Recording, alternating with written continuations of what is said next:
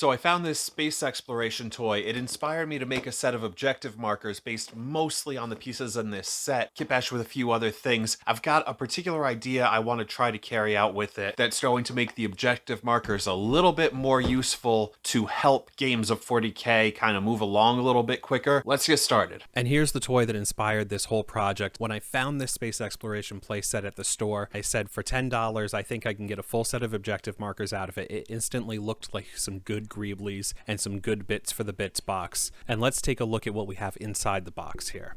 Now, these two satellites that are in the box, I think that they can become kind of comms towers or some sort of tower or machinery that can be used as part of like triangulation and some sort of comms array. After these two satellites get turned into comms towers, next thing is this Jeep, the lunar rover Jeep hybrid thing that's going on here. I'm not going to have a use for a lot of this, or at least not the body of this. I'll figure out a project for that later. But there is this panel on the back of it, and it's on its mounting piece here, and I think I'm going to turn that into like a barricade that's got a dish mounted to it as my third zone objective marker. And finally, I'm going to take this little satellite dish that's on the back end of this Jeep, along with this one that's standing alone by itself in the box, and probably this dish off of the second smaller satellite.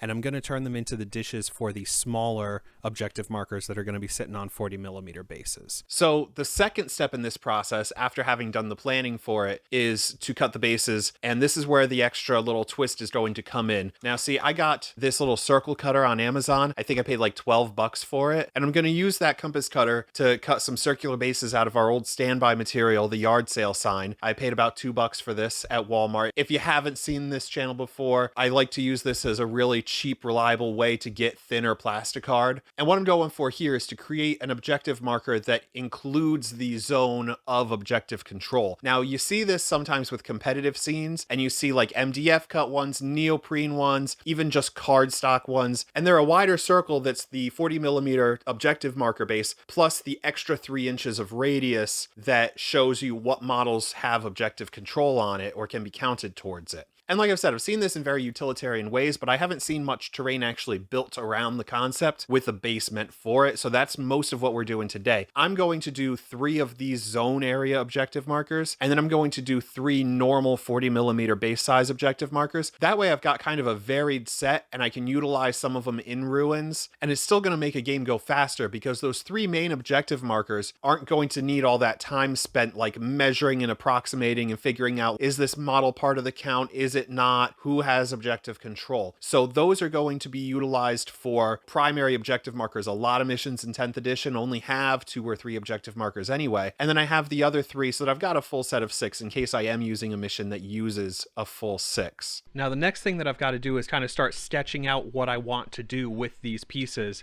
And I'm just going to do that in real time, breaking down the pieces, seeing what goes together in what ways and what looks good. Once I got all of the like solar panels taken off of these satellites, I took the dish off the top of the one, and I took this little ball off the top of the second one. And you know, it's a silly little thing, but I feel like this is going to make a really good strange sci-fi like hill giant head or helmet, and that's going to be some sort of outlandish kitbash I'll do in the future. But for now, I got these 2 satellites down. They'll sit on the middle of these bases. The one had kind of a warped bottom, so I took some super glue and I glued it down to a slightly larger base just so that that would force it to sit more flat. Now, what I'm doing here, in case you haven't seen it before, is the baking soda trick to make the super glue cure more quickly and more rigid. When super glue and baking soda come together, they basically form a plastic. So you can utilize this by either putting super glue on the seam and then sprinkling baking soda on like I've done here, or in some cases you'll be able to put baking soda down into a crevice or something like that and drip super glue down into it. Now be careful, because the second that you put the tip of that super glue into the baking soda, you're sealing it up. It's done forever. So make sure that you are just dropping it into place, or you're putting the baking soda on top. But I ended up doing this for both of these comms towers as well as for the little barricade piece, and it really helped to make sure that those pieces held really well onto the base and weren't going to go anywhere, and it helped to fill in that seam as well. I took the antenna off of the Jeep. I stuck it on top of this smaller tower. I really called it a day at that point for this thing. The larger comms tower still needs a little something that we'll get to in a bit. The barricade piece was simple enough. For the most part, I just took it as it is off of the Jeep and I glued it onto the base. I did end up taking this little laptop off of the small bits sprue and I glued it in place so that it could be kind of a control panel sort of deal. After this, we're going to have to start digging into the bits bin. So at this point, I've got the smaller comms tower together completely. I've got that barricade and satellite dish combo together completely. And our smaller satellite dish that came in one piece in the box is fine as is. But I have this larger comms tower that I just want to embellish just a little bit more. And then I've got these two smaller satellite dishes that need to be able to stand upright once they're attached to a base. So I dug into the bits bin, and for that comms tower, I found a Land Raider hatch that I put on the top and this little rocket looking deal that came off of a Dollar Tree Final Faction weapon. But I'm hoping that once I get all this put together and it's all painted in one color, that it will read as a very strange antenna. For one of these smaller satellites, I found what was originally the body of like a minigun from a Gundam accessory kit, and I'd used those barrels for some sort of chaotic kit bash in the past, probably for my Lord of Skulls / Kaitan oddball, and I had really no use for the body of the gun. It isn't really to scale for 40K. However, I was able to turn it on its side and utilize that as the mechanism that this middle-sized dish sits on. For the smaller one, it's got a pole that it sits on, but it sits too upright and it was a little too awkward. So I took this other piece of plastic that I do believe was part of another one of the Final Faction accessory pieces, and I just utilized that to lay back that satellite dish a little bit. Now I've got everything glued together. The last thing that I'm going to do is to put some basing material down on these larger zone objectives. I don't want it to just be that thin yard sale sign material. So we're going to take a mix of some white glue, some black craft paint, and some sand, just playground sand. By the way, you can still buy this for $8 for a 50-pound bag at the home store. So don't pay more than that from some terrain company selling you basing sand for $12 for 3 ounces or whatever they charge for it now. That 50-pound bag is going to last longer than you if all you're using it for is basing. But we're going to take this muck that we made and we're going to just kind of slop it onto these bases, and then I'm going to use like the biggest and cruddiest paintbrush that I can find in any of my boxes, and we're just going to use it to spread that around and get as even of a coat as we can possibly get on the bases of these zone objectives. Of course, this stuff is thick and it's wet and it's going to take forever to dry, so I'm going to wait at least 1 full day to let all of this stuff dry before I paint it. Probably a little longer. It'll probably just wait until my next day off. And then we're just going to prime it with matte black rattle can paint. And I do kind of like the white look of the original toy, so I'm going to dry brush it with white after that, and we're going to see what it looks like from there. So I do have to mention one problem that I had, and that is when that sand and paint and glue mix started drying on the base, the edges of the base did start to curl up a little bit. Now in my case, I was able to calm that down a lot and flatten them back out by putting some heavy books on the edges. I would suggest, if you're replicating this sort of project, one of 2 major fixes for this. Now the problem is that when that paint and glue started drying, it starts shrinking, and the base that's underneath is not going to shrink, and so that's what gets the deformation happening. So you can do one of 2 things. You can either solidify the base layer that it's sitting on, or you can thin out and decrease the strength of that tension and that curl on the top layer. So you could either make the base material out of a thicker material, whether that's just corrugated cardboard or foam core, or you could do like a thicker plastic or a Sintra board or something like that that's going to resist that curl. Now attacking it from the other side of the equation, I put a very thick layer of a very thick substance on top of these, and that's why the shrink was so excessive. Now if you wanted to put on thinner layers, that would significantly help. There wouldn't be as much shrink happening, and therefore there wouldn't be as much curl happening. Basically, anything that's going to give you that texture while staying thin is going to work out a lot better in this case. So somebody in a previous comment section mentioned that instead of using the texturized spray paint that I use for terrain, you could also do baking soda and put that into your paint. You could probably get that a lot thinner, thin that substance out a lot more, and still get some texture. Not quite as much texture as I did, but you could build up layers of this texture, stipple it on, wait for it to fully cure so that it doesn't all dry at once. Either way, the point is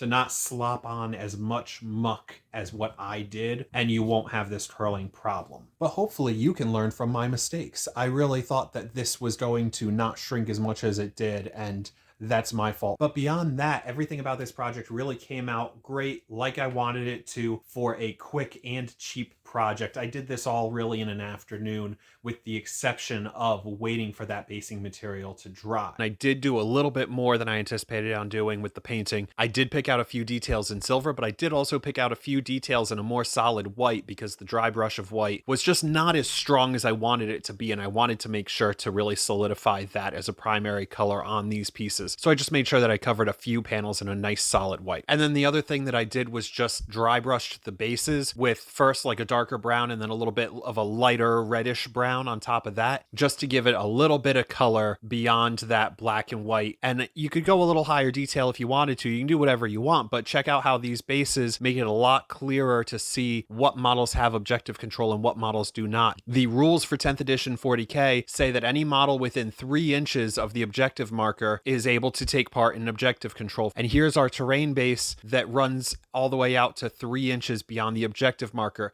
So any model that has part of its base on that circle, on that base, is part of objective control. Keeps it simple, makes it move a little bit quicker, keeps you from having to kind of eyeball it with the tape measure, you know, from that like top down view where you gotta reach over the table and see if you can get a decent look at what's in the bubble and what's not. It eliminates all of that difficulty by just giving it a base that lets you see it. Side note, check out how much bigger these Terminators are than these old orcs. I mean, I know that the old orcs are tiny, but these Terminators just tower right over them. The very last thing that I want to show you that I did with this project was to make just a couple of the plain white circles and just leave them untampered with. So this is going to be a lot more like what you see in tournament spaces, where they just have these flat circles that do the same job as the terrain that I've made in this video. And they'll often paint those so that they've got kind of an Auspex scan or some sort of other digital scanner look to them. I just left mine white because I'm probably just going to put them in between the pages of my core rulebook for when I happen to need to use them for missions. But it really is just as simple as doing something like this if you need to do something last minute to help facilitate the game. So now I have some nice terrain pieces that incorporate that objective control bubble. I have some plain card pieces so that I can do that with any of my objective markers that I have, and I've got a couple of smaller objective markers to match the set that I made today. In other news, I want to take a minute to thank the 700 plus people who have subscribed to the channel so far. I'm very glad to have some like-minded individuals following along and giving me some feedback. I've gotten some really good tips out of the comments. I do appreciate it. If you're not subscribed, you can click the button, you can follow along, you can check out what I've got going on next. I believe that the next work that I'm doing is going to be to give legs to that Khitan that I showed you a little bit earlier in the video, so that I can switch him back and forth in like a modular way between being a Lord of Skulls and being a Chaos Knight, depending on what I want to use him for. I've also got some fantasy, or rather Old West terrain, that I'm working on right now to playtest a silly little skirmish game that I kind of accidentally wrote while I was in the middle of other projects,